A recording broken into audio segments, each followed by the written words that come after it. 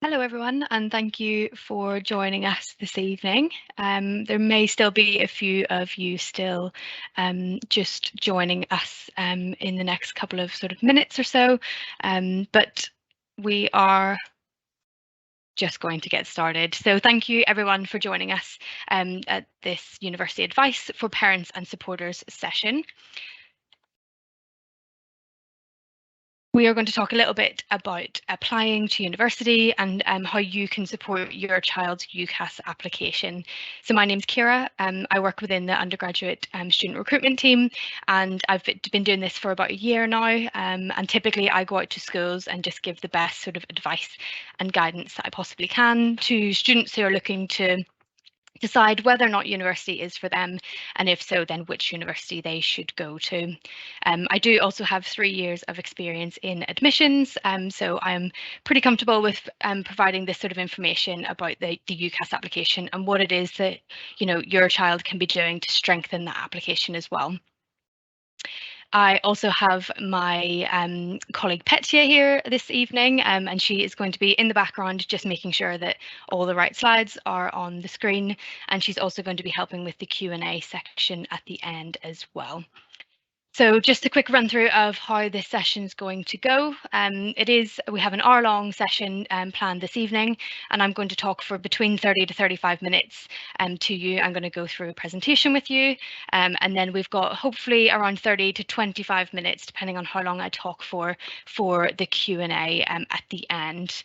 So the most important thing is to submit those questions. You don't have to wait to the end. You can submit them at any point throughout the session, and then we will get to those at the end. If someone submits a question and you think you'd really like to know the answer to that, then make sure that you give it a thumbs up, and then we'll know which ones to sort of answer if we run out of time, or to give precedence to as well.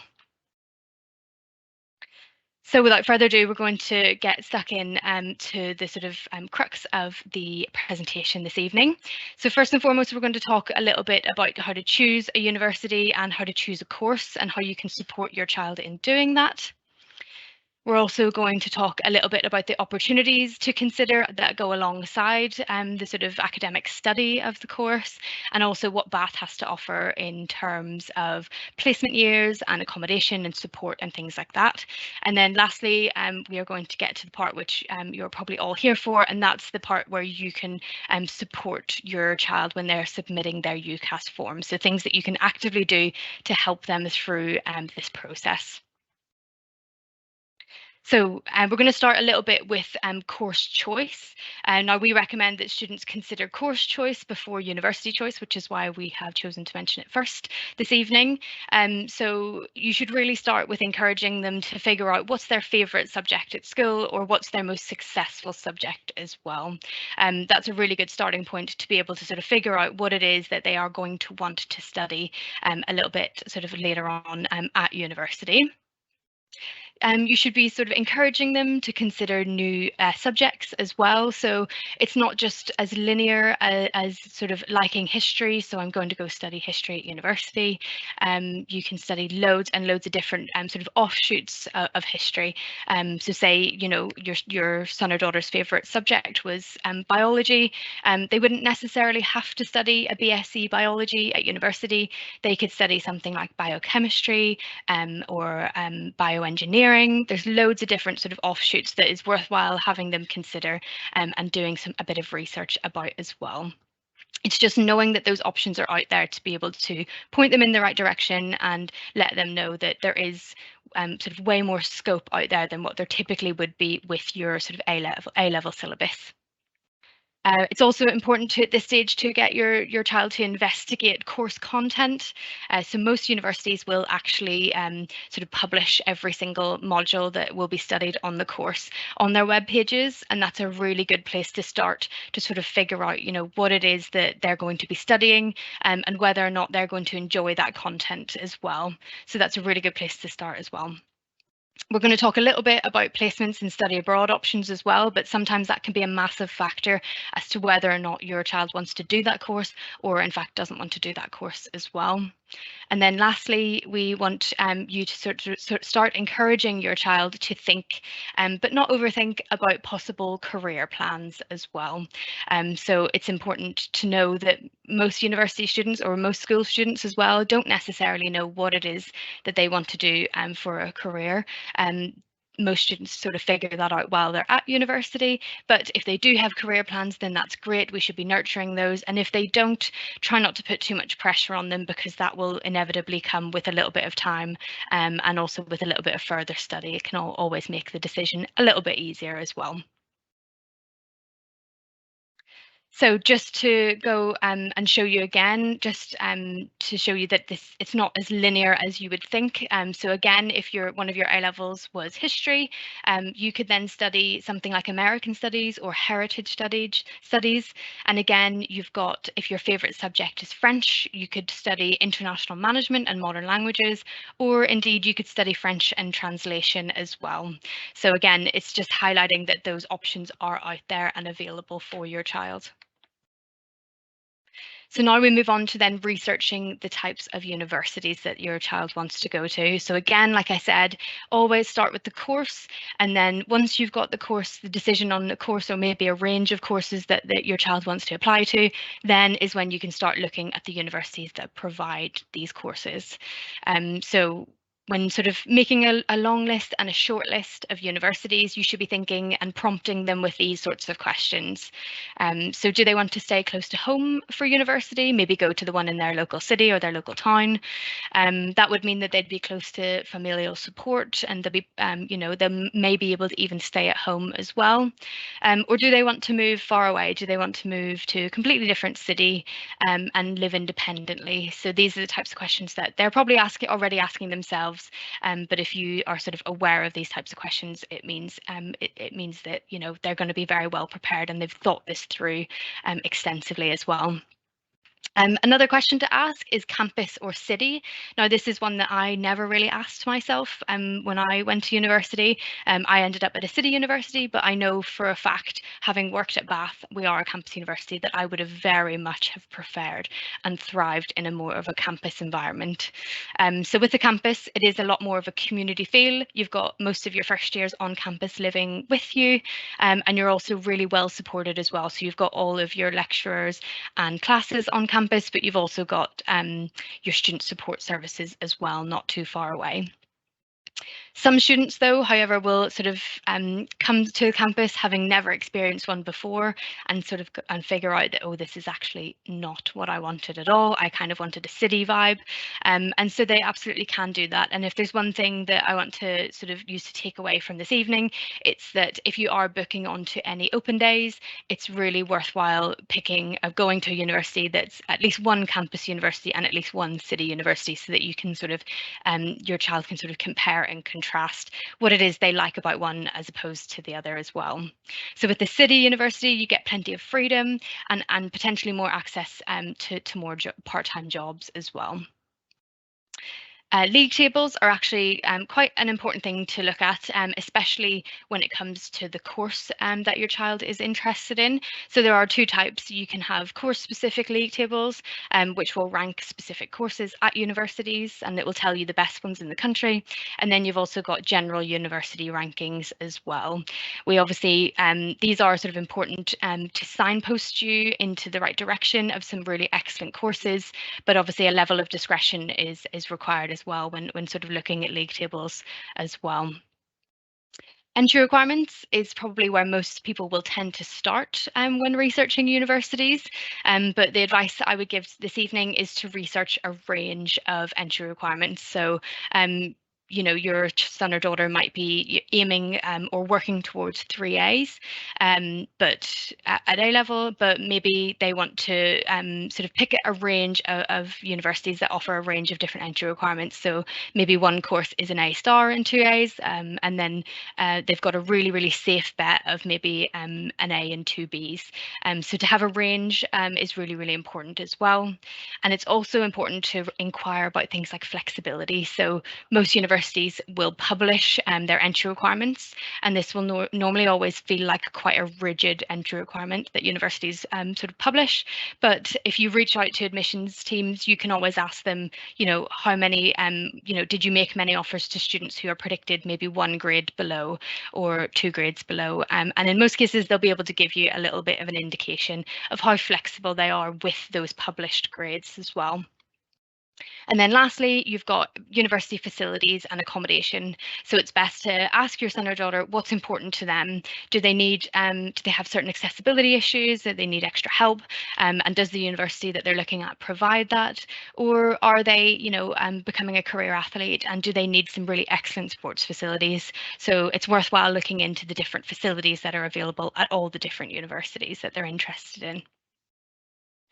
So we're going to move on then to talk about the opportunities that are available at university.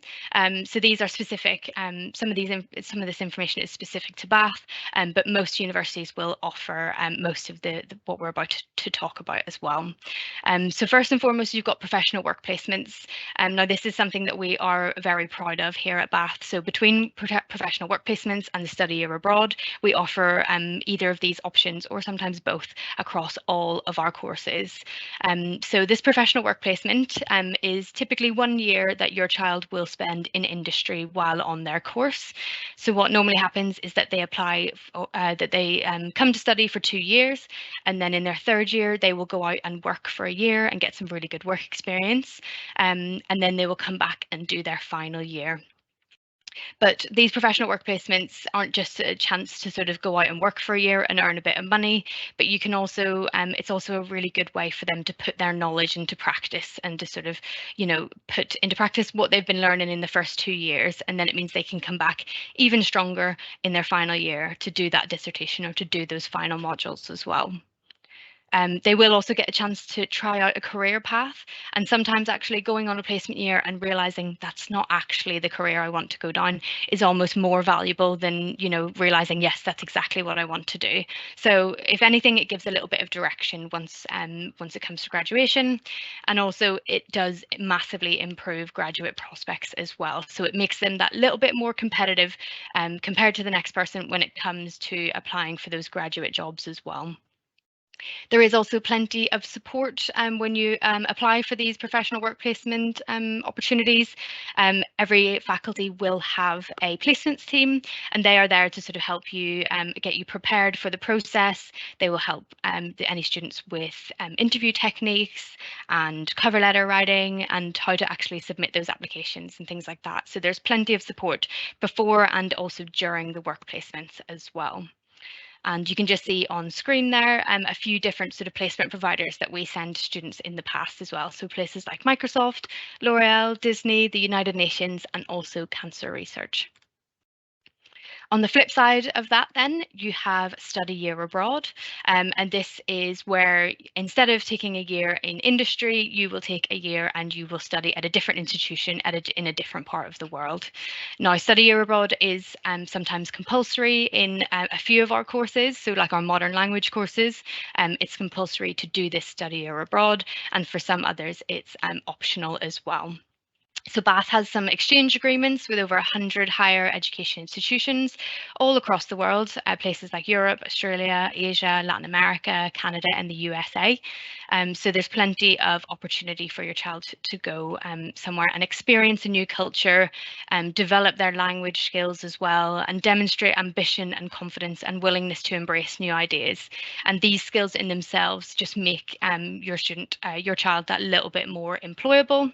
They will get a chance to make some new friends, and again, it really does enhance those career opportunities as well. So we're going to talk a little bit about accommodation and some of the other things that Bath has to offer. So in terms of accommodation, I know it's always a big question. We will try and answer a few accommodation questions this evening, but within this series of webinars, there is a specific session dedicated to accommodation at Bath. So if you do have any sort of more specific questions, it's best to sign up to that one, and then you'll sort of get a little bit more dedicated information. But in terms of bedroom bedrooms. We have around 3,500 bedrooms on campus and around 1,500 in the city centre. And most first years will tend to live in university accommodation and most will tend to live on campus as well. So the accommodation contracts are around 38 weeks, so they're not the full year. When your child moves out at summertime, then you don't necessarily have to pay for those months because they will be moving home. You do get the option to do self-catered, catered, or also semi-catered options as well. So if you're not 100% confident that your child will be able to cook for themselves and make sure that they are staying healthy, then they do have the option of being fully catered, and that means that they can load some money onto their library card and they can eat in the 11 different cafes and restaurants across campus for their 3 meals a day. So that is definitely quite a lucrative option for some students. And in terms of guaranteeing accommodation, we will guarantee it to all first year students who have put Bath as their firm choice on UCAS, if they've applied before the deadline, and also if they are new to Bath. So it's really important to mention a little bit about student support as well, because as much as university is a really exciting time and a really fun time, and a time of sort of finding yourself, it's also a really tough. It can be a really tough time as well. So it's important to mention that there is plenty of support available at Bath for your student or your child. In terms of university-led professional services, our student services wellbeing support team are available 365 days a year from 9 to 5 every day, and they can help with things like disability advice if your child has managed to find themselves in a bit of a tricky financial situation, and also they'll be able to help with any mental health concerns as well that your child might be having. We do also have personal tutors, and they will be able to help your child in terms of their academics. So maybe they're not quite getting the feedback or the grades that they've been expecting, or they're not quite sure, how to move forward with the feedback that they've got. Then your personal tutor will be the one who will be able to help you best with academic issues. We do also have student-led services as well. So this is, the Students' Union, and they provide a support and advice centre. They also provide Nightline, which is an excellent service which runs through the nighttime hours. And you can text, email, or call another student who will be on the other end of the line if you're not having a very good time, or if you need to just speak to someone who'd very recently gone through a very similar situation as well.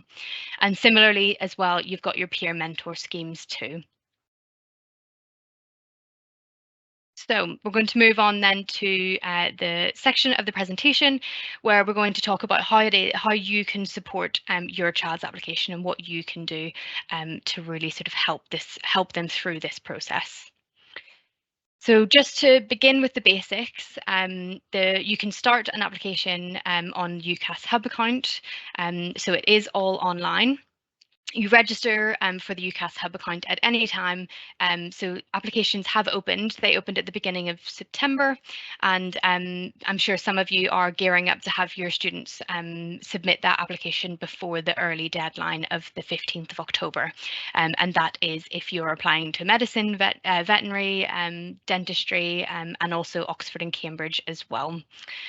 So students have up to 5 choices, unless they're studying either medicine or veterinary sciences or dentistry, then you have 4 choices, and then to go to one of those courses, and then a 5th one has to be sort of a slightly different course like pharmacy or biomed or something like that. The application costs around £22.50 for one choice, and for multiple choices, so up to 5, it costs £27. You have to apply by the equal consideration deadline of the 25th of January, so that's the January that's about to be upon us in 2023, but we will talk you through those really important dates at the end as well.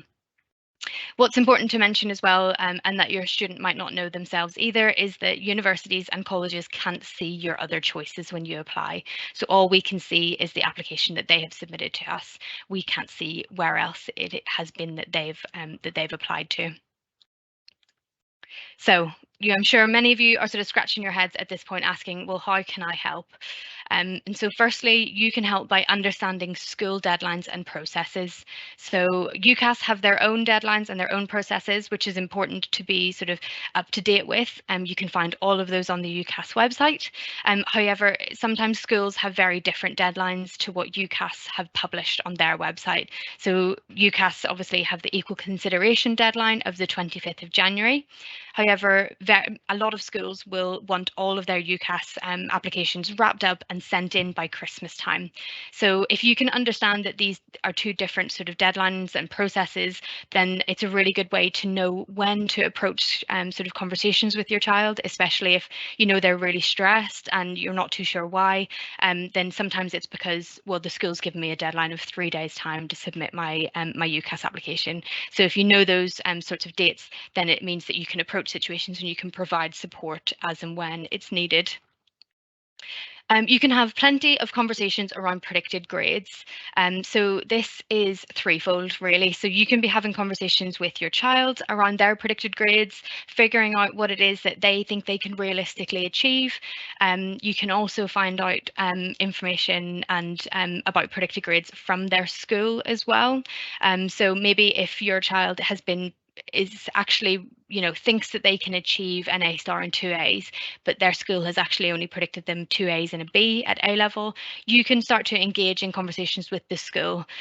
So those predicted grades, they're not necessarily set in stone. They can always be changed, especially because it's such a long time from the application process is such a long time, and some teachers might not necessarily have all that much insight in that September, through to Christmas when it comes to submitting those predicted grades. So if you think that your child is working harder and that they can show and they can prove that, then teachers are always very open to those conversations, and they can always email the universities independently and increase those predicted grades if you've had that conversation. And then lastly, you can be having conversations around predicted grades with university admission selectors as well. So as I've previously said, there is always a little bit of flexibility with the predicted grades that are published on websites. So it's always good to reach out to admissions and ask them, how, is there a little bit of flexibility? Can my son or daughter apply to this course with 3 A's when actually the course is saying it needs an A star and 2 A's? And in most cases, there is a little bit of flexibility there. You can also help in supporting their firm and insurance decisions. So this normally happens in June time. So if they did apply to 5 different universities and say they got 5 conditional offers back, then in June time they are going to be made to make the decision to have their top 2 university choices brought forward and the other 3 to be taken off the table. So in terms of their firm choice, it's always good to have something quite potentially aspirational, so maybe 1 grade above what it is they're working towards. And then their insurance choice should be, as it sounds, insurance, so it should be maybe 1 or 2 grades below, so that in case results day comes and they don't get into their first choice, then they can bounce down into that insurance decision and they know that they've definitely got that spot there if they can hit those insurance grades as well. And then lastly, knowing realistic university timelines as well can really help sort of shape the conversations that you're having with your child. So universities tend, for really popular courses of really competitive universities, tend to not make as many offers as others until after that January deadline is passed. So rather than sort of pestering and badgering and asking, well, have you got all your offers back yet? Have you got this? It's always good to know the sort of realistic timelines that universities are working towards as well. In terms of what universities are looking for and what they're making offers based of is most importantly prior academic performance, so things like GCSE profiles. Some of our really competitive courses are looking for potentially up to 5, 8s and 9s in relevant GCSEs, whereas other courses are just looking for a minimum of a 4 in your English and Maths GCSEs. So it's worthwhile looking at that information. Most are published on websites as well. As I've just been talking about, predicted academic performance as well, personal statement, which I'm going to get onto, and also school or college reference. This is very important, and it shows us how your child is responding to their teaching and things like that. So we do look at those in quite good detail. There are other things that offers are based on, like interviews. At Bath, we tend not to interview for a majority of our courses, which is why the personal statement is so important. But other universities will, so it's worthwhile doing that research. We will also consider contextual data.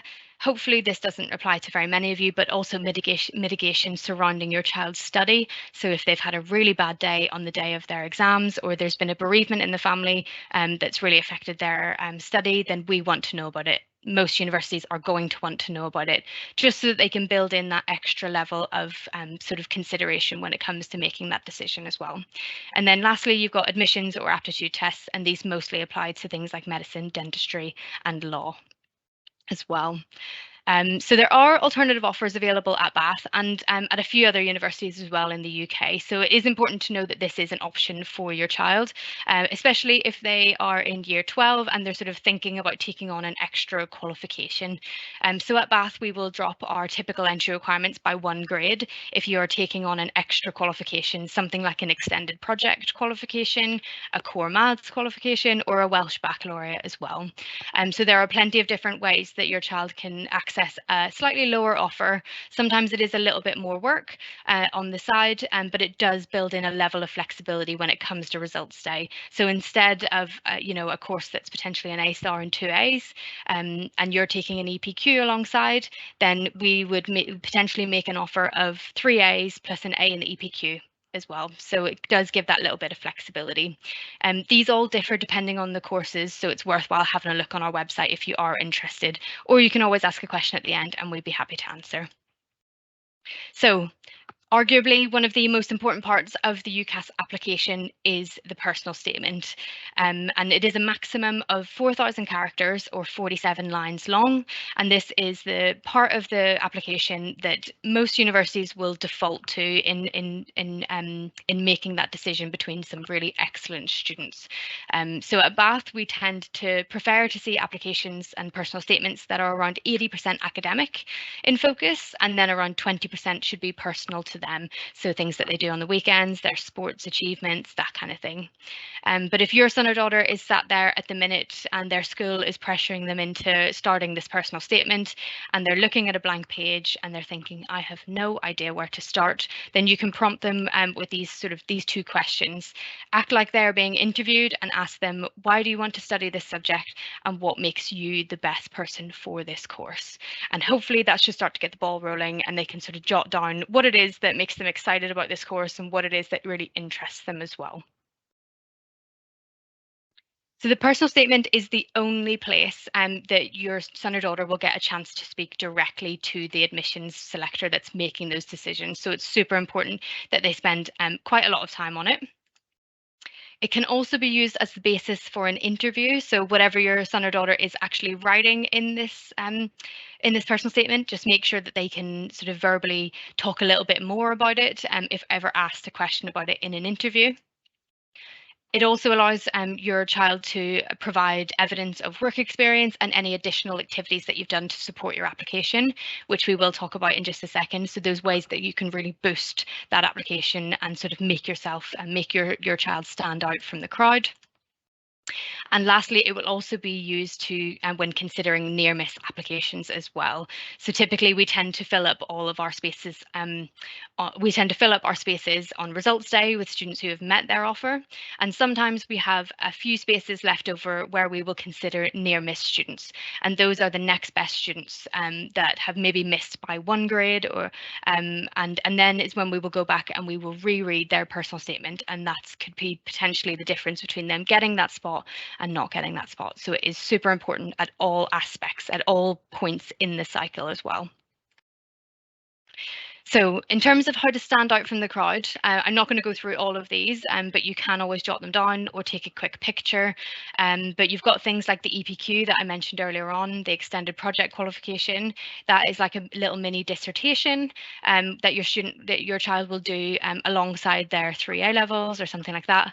And they will then get an alternative offer for it as well. So if they are doing a little bit of research into a certain topic and it's relevant to the course, that's a really good way to show the universities that they, are engaging with the topic beyond their A-level syllabus or their current syllabus. You've also got online courses like MOOCs, FutureLearn and Open University. But some of the most important ones here are reading of books and articles and academic journals and papers. So these are all free and accessible to most people. So these are the types of things that if your child or son or daughter is not doing them, admission selectors will be sort of stood there and scratching their head a little bit going, well, why isn't this person doing that? So, you know, they could be really interested in something on their A-level topic syllabus, but they've decided I'm going to go do a bit more research on it. That's perfect. So we really want to see students engaging with their the topic beyond their current syllabus. We want them to show us that they're, you know, researching off their own back, putting it into their own words, forming an argument, and really just showing to us their interest and their enthusiasm for the course as well. There's things like articles and press in the press as well, which is important to show universities that you're keeping up to date with what's currently going on in current affairs. So, you know, if you're interested in economics, talking about what's currently going on within sort of the UK economy is would be a really good place to start with your personal statement as well. So there are plenty of ways to sort of stand out from the crowd in that instance. Here are just a few sort of images of other online resources that are out there and available to students. I think it's really important to mention that they don't like the extra reading and research that your student or your child is doing, it doesn't necessarily have to be traditionally academic. They could be watching YouTube videos and they could be listening to podcasts, they could be watching serial killer documentaries on Netflix because they're interested in studying criminology. There is loads of different ways that they can be doing a little bit of research. And you know, say it is criminology that they're interested in, and they've watched every serial killer documentary there is to find on Netflix. That shows us that they're engaged, but also it's something that they can talk about in their personal statement as well. Maybe they can compare and contrast, you know, crime scenes from before DNA technology came in compared to something that's happened in modern day. So there's loads of different ways that you can spin it, and it doesn't always mean that they have to sit down and read 600-page journal articles and things like that. So yeah, there's plenty of resources out there, and most of them are free and also at the end of a Google search as well. So it's really important to sort of signpost them in the direction of these things, especially if they're currently in year 12. And they're sort of, or in year 11, sorry, and they're thinking about applying to university, and they've got a couple of summers ahead of them to be able to sort of submit that application. So they've got time to get involved in these types of things as well. So lastly, I am just going to leave you on with a little bit of information about sort of how all the deadlines work. And this is typically this is a UCAS application sort of process, and well, it has all the really important dates on it as well. So you've got the 15th of October, which is currently what most schools and some students are working towards at the minute, and that is the early entry deadline for students applying to Oxford and Cambridge, dentistry, medicine, veterinary, that kind of thing. So hopefully if you have a child who's sort of working towards that at the minute, then you know, tonight will be a little bit of help to be able to sort of finely tune or tweak what it is that they're putting forward. But fingers crossed they've already had plenty of support and help submitting that application. Next one then is the 25th of January, and that again is the deadline for equal consideration. So regardless of whether or not your child applies on the 1st of September or the 25th of January, they have to have equal consideration, anything within those two deadlines. So it doesn't really matter where they apply in the process, as long as they get it in before that 25th of January, because there's no guarantee that they'll be considered after that as well. So in June, then you have the university choice deadline. So that's where your child's making their firm and their insurance decisions. So they're taking forward their top 2 universities. Then you've got things like clearing starting in July, and then you've got A-level results day as well, or quite a few results days in July and August. And then fingers crossed, your student will be starting their chosen university course in September, either 2023 or 2024. But that is it from me, folks. Hopefully I have covered sort of quite a few different topics, and hopefully you have quite a few really good questions to be able to get stuck into now. I can see that I did talk for about 35 minutes there, so we've got about 25 minutes, which is loads of time to get stuck into the question and answer session. So thank you very much for listening, and make sure that you're sort of liking and typing in any of those questions, and we will start to get answering them now. Hi everybody, this is Petya from the background, so I'm going to be delivering some of the questions that we've gotten today. Apologies if we don't manage to get to yours tonight, but we'll get through as many as we possibly can. So actually, Kira, the question that's got the most amount of likes at the moment is it worth applying this year and to defer, or is it better to wait and apply a year later? Oh, that's a good question. So you can do both. You can advise your son or daughter to do both. Realistically, applying this year for deferred entry and getting a spot is great. But then it means that if they're applying to a really competitive course and they're not sure they're going to get an offer, it's always best to hedge your bets and apply for in both years. Even if you apply straight away for deferred entry, it won't have an impact on how competitive your application is. Specifically for Bath, that information might change university to university, but you're absolutely in with the same chance of receiving an offer for a deferred entry as anybody would be that wanted to start that year. So yeah, my advice would be hedge your bets, apply early. If you get the place, then perfect, you've got it secured, ready for 2024 if that's when you want to come. But yeah, so always best to sort of apply early. If it doesn't go right the first time, you've always got a second chance as well. Lovely. And actually, I should have asked this one first, since we've gotten it quite a few times. So obviously this session is being recorded. Will it be made available to everybody afterwards? Yes, absolutely. So it will be made available to everybody. It is being recorded at the minute. The way you can access it is through the joining link that we sent you in that email this evening at about 6:10. So you may have clicked on it to get here this evening, but if you click on it again, the recording will be there for you to find it. That's perfect. Very easy to access. Okay, the other popular questions we've gotten. So this is one actually about placements. How much help do universities tend to give in finding placements? Yeah, so we do typically have, most universities will have specific placements officers in place to help students find those placements. It depends also on the course they apply for. So for our courses like psychology, we've got quite a few placements already secured with industry to be able to send students before the students have even come onto the course, and that's simply because of the type of placements that are available. So sometimes the placements are already there, they just need matching with the student. Other courses, it's a little bit different. So for potentially like our mechanical engineering courses, there will be a little bit of sort of competition for those really good placement years. So it is up to your child to really do the best they can with the submission of the application forms and the interviews and everything like that.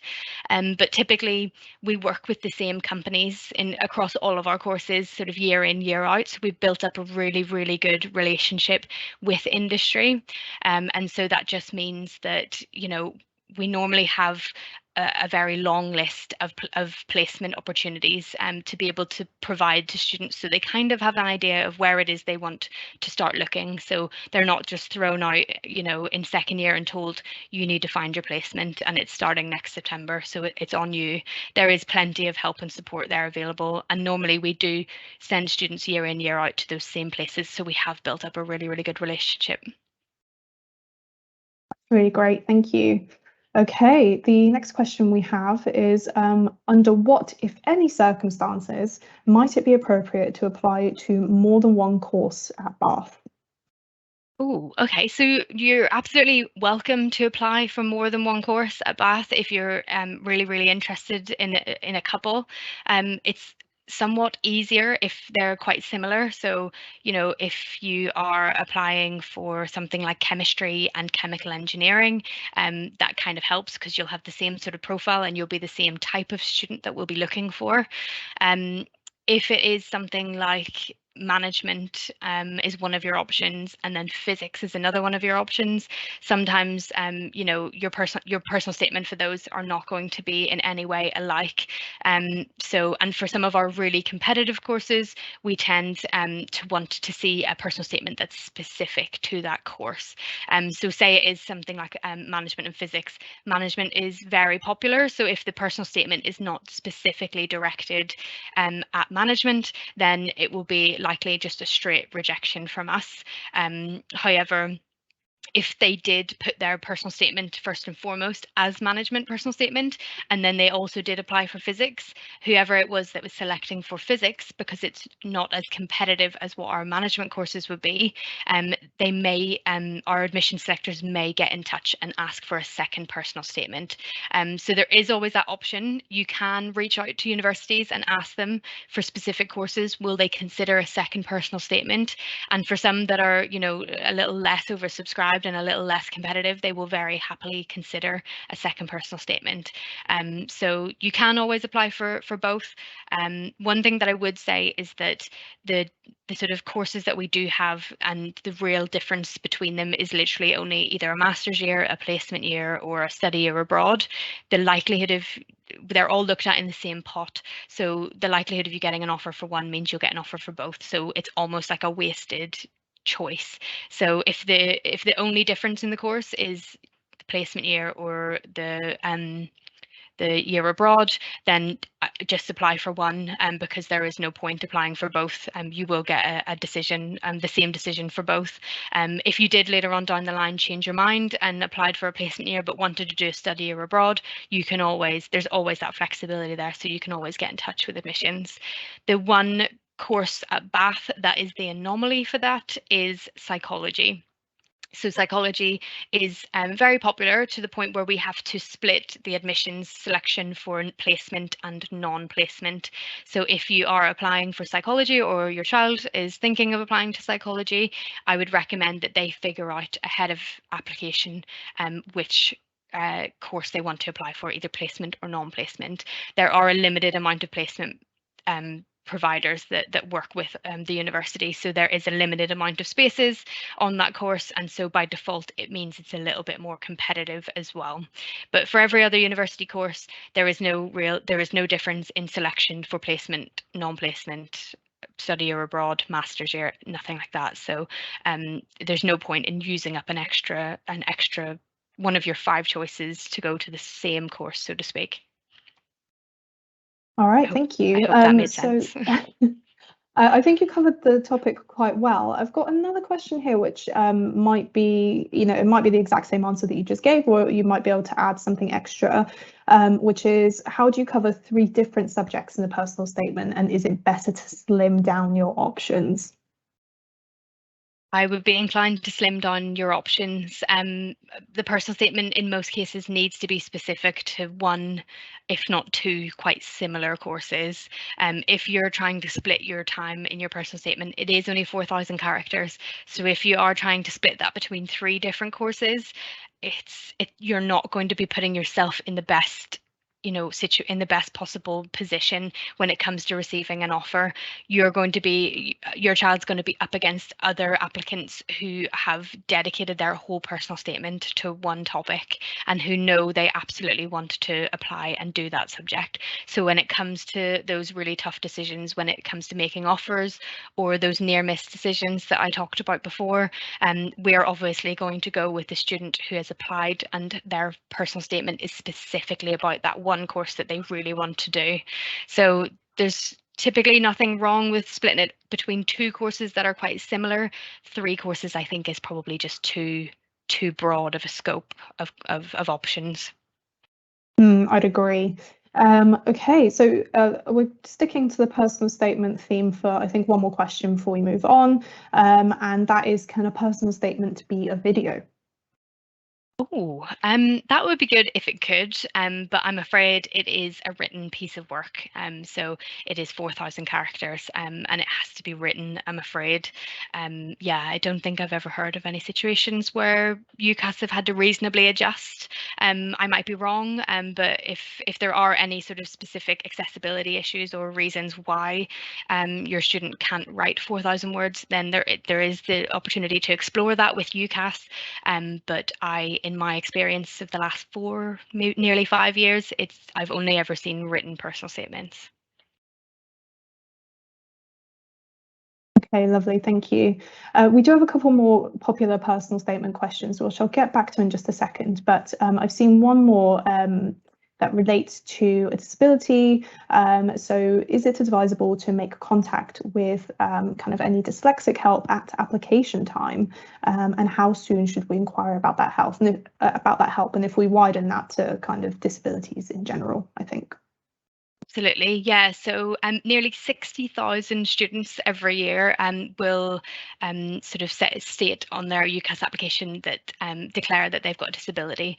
And we encourage everybody. There are plenty more that don't disclose it on their UCAS form as well, and we recommend that everybody does. It just means that we can then make the most informed decision as possible. But at application stage, that's normally all you really have to do, is to just disclose it on your there's an option, or there's a little sort of question section where you'll be able to disclose it. If it did have any sort of impact on your sort of learning or your schooling for the last couple of years, then writing that mitigation or talking about that in your personal statement can be really helpful as well. And then we can reach out as an admissions team and then ask for a little bit more information. But if it hasn't had any sort of impact on your study so far, but you think you are going to want that support when you do come to university, then typically what we do is we see that your application has been flagged with a disability, say it's dyslexia, then what we do is we wait for you to come a little bit further on in the cycle. So typically once you've made your firm and insurance decisions in June, so then is when we will typically reach out to any students who have a declared disability, and we will get them to fill out a pre-arrivals form for anything that they think would help when they get here. So that can be accessibility issues, that could be the fact that they want a ground floor flat, or it could be that they do want some really good signposting to all the help that there is available, and we can absolutely do that. So typically those sorts of conversations come a little bit later down the line, when you're sitting sort of having those discussions with just 2 universities rather than broad discussions with all 5, when realistically those 5 are going to, or 3 of those 5 are going to come off the table in June.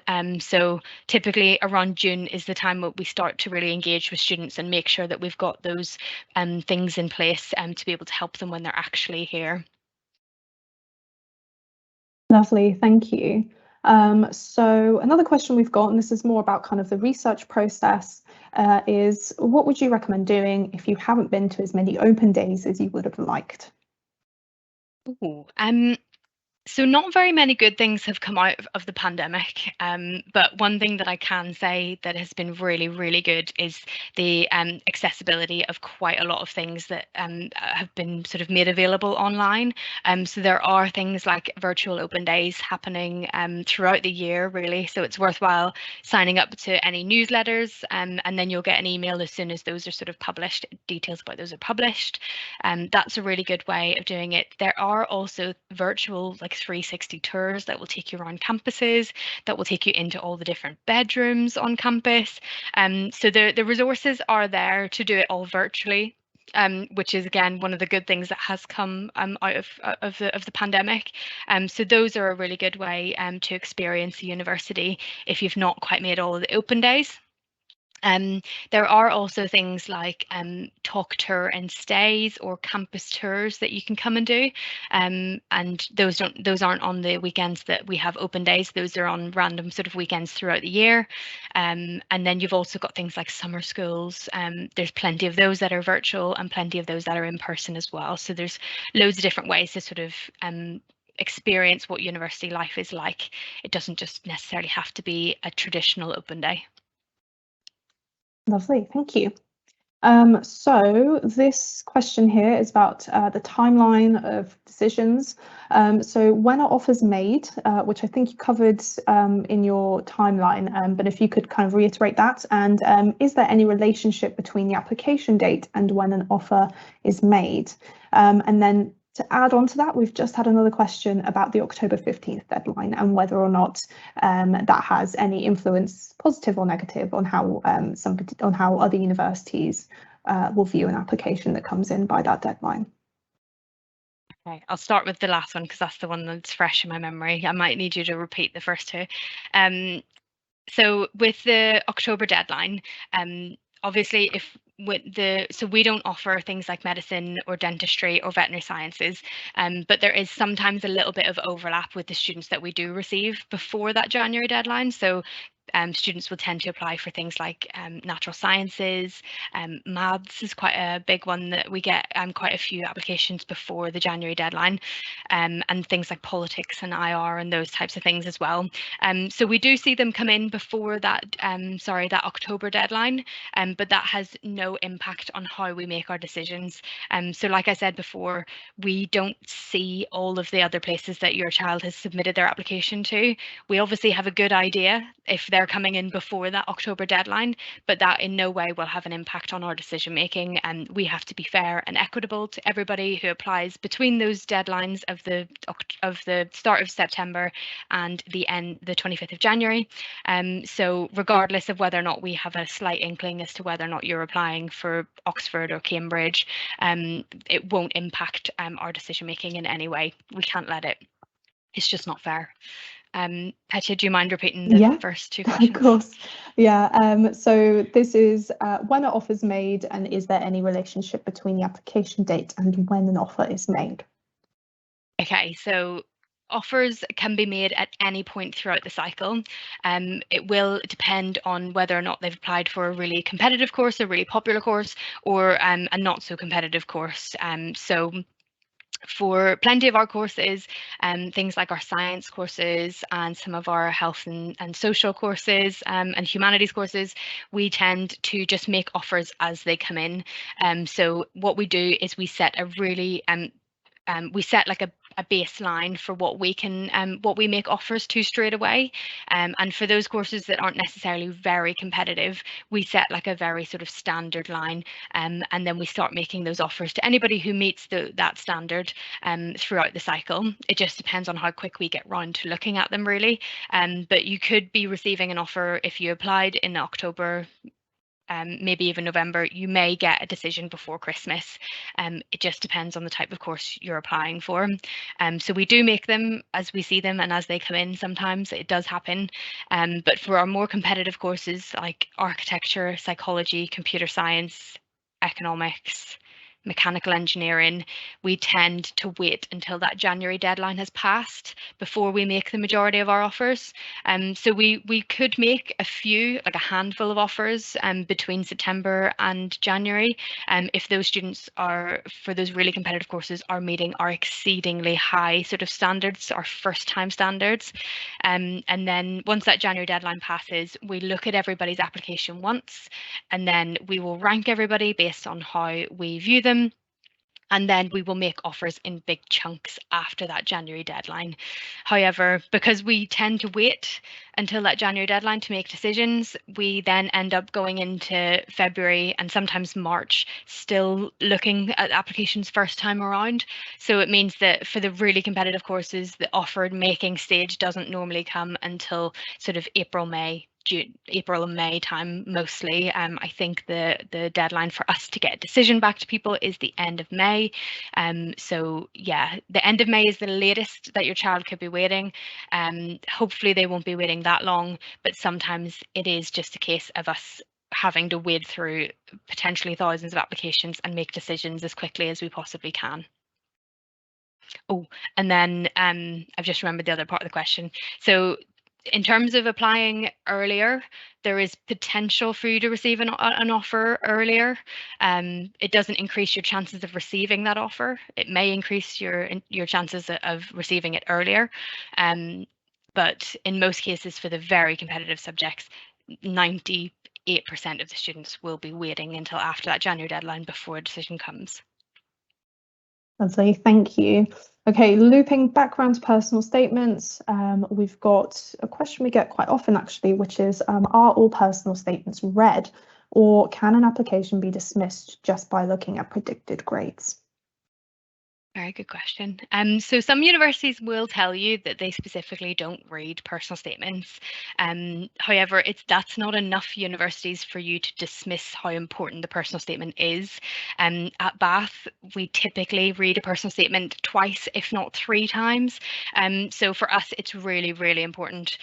For the universities where you know they are tight on numbers and they are very popular courses, a personal statement is typically like the crux of the decision. So it is really, really important. What was the second half of that question? Sorry, Petya. Oh, so will Sorry. the personal statement be read depending on predicted grades? So will low predicted grades kind of automatically disqualify that? Cool. Yeah. So we obviously look at a range of predicted grades. So maybe if they're 1, 2, maybe 3 grades, potentially even 4 grades below what we're looking for, we would still very much assess the application. If it is an A-star AA course and you're potentially applying with something like 3 Cs predicted, it is likely that we will tend to just make a decision based on those predicted grades. What we will do is have a quick read through the personal statement to make sure that there's no mitigating circumstances, anything that has really impacted their study, which is why their predicted grades are that low. So in most cases, a quick scan of everything is normally what happens. So if the predicted grades are particularly low, we tend to look for a reason as to why they are that low. If we can't find a reason in the personal statement, and then it's normally a straight decision, a rejection decision. But we do tend to look at both the predicted grades and the personal statement where we can. All right, lovely. And then we've got another question, which I'm so sorry, I've just lost it in the list, but it looked something like, oh yes, does the decision or offer take into account any demonstrated interest in Bath specifically? So for example, the number of interactions a student has had with us as a university. Oh, so typically, no. They can tell us that they have attended one of our summer schools, which is always really good. And potentially, if they did something like that, or they have engaged with either a summer school or our Access to Bath programme, that shows that they've got a continued interest in Bath, and you'll be sort of you may be eligible for an alternative offer with one of those, which means that you may get a potentially reduced offer. But unless it's a specifically recognised scheme that we run, that have applied to and that they've done really well in and that they've completed the piece of work, then typically it doesn't have too much of an impact. Obviously, it's really good to see. And if it did come down to making, a very hairline decision between 2 students, and one of them had proven to us that they'd visited campus, they'd engaged with all of the sort of online courses that we offered and things like that, then obviously the student who showed the most interest in Bath specifically would potentially get the decision over the other person, but that's probably the only time that sort of constant engagement with Bath would really help. Lovely, thanks. So we've got a couple minutes left. I'm going to see if we can get through 2 more, ideally. So the first is, which is the best course-specific league table to use? They seem to vary a lot. They do vary a lot, which is why I sort of say a level of discretion is always required. I don't think we can really answer that as to which one's the best one. I think if you look at all of them and you look at all of them with a pinch of salt, then you should be able to make your own sort of very well-informed decision. I don't think we can sit here, sadly, and say who's the best. That's a good piece of advice. Okay, very diplomatic. Incredibly. So we've got a question here about clearing. So can you go through clearing if you achieve better than expected grades? So for example, met and exceeded your firm offer. Absolutely, yes, you can. There used to be a system called adjustment, which I think, Petya, you went through yourself. So you Yeah. might be the best person to discuss this. But yeah, you can absolutely put yourself into clearing if you've done better than you expected. However, um, it's worthwhile before you do that finding out if the course or the university that you really want to go to is actually in clearing as well, because if they're not, then it's unlikely they're going to take you with better grades. They need to be in clearing. Yep, that's what I'd recommend as well. When I received my results, the first thing I did was visit the University of Bath website to see if there were spots open, and I saw that on my course there were, and so that's when I knew I could call and get that spot. So adjustment doesn't exist anymore. It has been subsumed into clearing, but clearing can go both ways. Either an offer, so A-levels you weren't expecting in a negative way, or a positive way. Okay, we've got time for one more question, and the one that I think would be good to see is an answer to is, do you have any additional or different advice for a child applying on achieved grades who has not previously applied via UCAS? Ooh, I'd say there is a little bit less flexibility for those students who are applying with achieved grades. Obviously, if we make an offer, a conditional offer to someone who is predicted grades, we build in a little bit of decision, we build in a little bit of sort of flexibility with that decision. So it's always important to sort of make sure that you're applying for courses that are in and around what it is that you've already achieved. You know, there's no point applying for something that is potentially a couple of grades higher than what it is that your son or daughter has achieved. But you can always reach out to admissions teams ahead of time and ask them, is it worthwhile applying? Admissions teams will normally always be very, very frank and honest with you as well. If you are applying with achieved grades and you've taken a year out and it's been really, really like a relevant, helpful year that has been able to sort of point you in the right direction where you want to go career-wise or with a course at university, it's always really worthwhile mentioning that as well in your personal statement. So to have a little bit of sort of life experience, or maybe something's happened to you in that year that has made you think, yes, this is exactly what I want to go for, this is exactly what I want to do, then that again can always be really helpful as well. But in terms of applying with your achieved grades, it's largely a pretty similar process. Yeah, it's typically, it is a very similar process. You may be waiting slightly longer than someone with predicted grades, because we tend to just make all of the decisions for students with predicted grades in big sort of large clumps. So it could be that the application will be potentially put to one side and revisited at a later date. So with achieved grades, you either could get a decision really, really soon, straight away, because we said, yes, you've met everything we're looking for, you're in, or you may be waiting a little bit longer. But typically it's a very sort of similar process, I think. All right then, thank you. So I think that's all we have time for, unfortunately. I've tried to go through and type some answers in where useful. I'll post a link to the other sessions that are running throughout the rest of the academic year, so the accommodation and the finance sessions in the Q&A section. And if you've got any further questions, please do get in touch as well. But I'll leave Kira to wrap things up for you. Absolutely. So we will put both of our, Petya, if you don't mind putting both of our email addresses in the Q&A section, because if we haven't got round to your question, you can always send us a direct email and we will be very happy to get round to answering it for you. I probably will stay on for the next sort of 15 minutes and type out some answers to your questions. So if you haven't received one just yet, you may want to hold on just a little bit longer and we may be able to get a typed question or an answer to you in the next sort of 15 minutes or so. But I think that just leaves me to say thank you very much, everybody, for engaging in such an excellent Q&A and listening to me for half an hour as well. We do really appreciate the engagement, and we will be sending around a quick survey as well at the end. So if you don't mind filling that in, it would really help us to sort of improve this service that we are giving to parents as well. And just to mention that this is a webinar series, so if you are interested in signing up to the 2 other sessions that we've got going on at different parts of the cycle, so we do have a, as Petya mentioned, we do have a fees and funding and finance session happening, and then we also have an accommodation one that's specific to Bath students as well. So those are worthwhile signing up to if you can. They are all on the website as well.